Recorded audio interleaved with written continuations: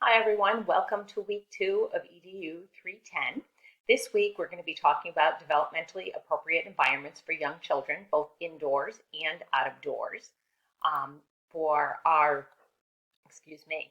So this week I'll be asking you to read chapter 7 about designing developmentally appropriate practices and environments indoors and outdoors, and talk about how as an adult, you can design these environments to nurture appropriate behaviors. Um, there is a couple of supplemental materials, and this week's assignments are a discussion about creating environments indoors and out of doors. So you are going to be giving some examples, 2 indoors and 2 out of doors, about developmentally appropriate learning spaces, and make sure that when you post that and again, feel free to do a video post like I'm doing right now. Just make sure that you also cite your resources in the post. And I would love to see you do some video posting. That's a great way to get to know each other. We're a small enough class that we really can get to know each other well. So I'm looking forward to that discussion.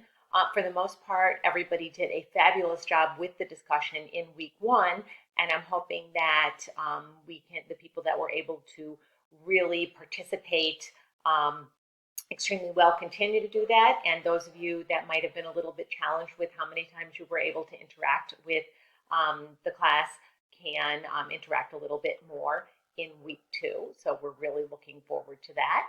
And the assignment this week is going to be for you to conduct some additional research in addition to your readings, and to really talk about transitions.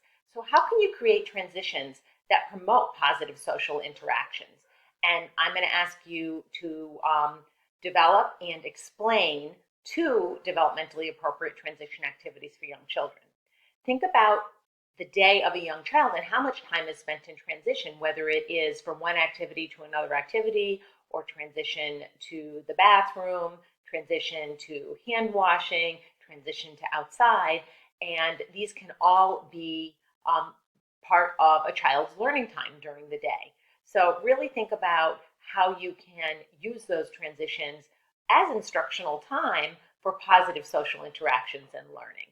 I'm really looking forward to reading your papers or watching your PowerPoints, Prezis, etc. Feel free to try some new technology. If it's something that's not on the list, feel free to send me an email or give me a call and let me know that you're thinking about trying a new technology, and we can talk about it. I don't think I've ever said no to anybody trying a new technology, but let's make sure that it's something that'll work well for this assignment. Remember that if you are doing a presentation, it does need to be narrated. If you have questions with any of the technology about getting that narration done in a PowerPoint or with a Prezi, again, reach out. I might not have the answers for you, but I can usually point you at least in the right direction. I'm really looking forward to week 2 of our class and our wonderful interactions through our discussion and looking at your assignments. I hope you have a wonderful, wonderful week, and feel free to reach out if you have any questions during the week. Take care.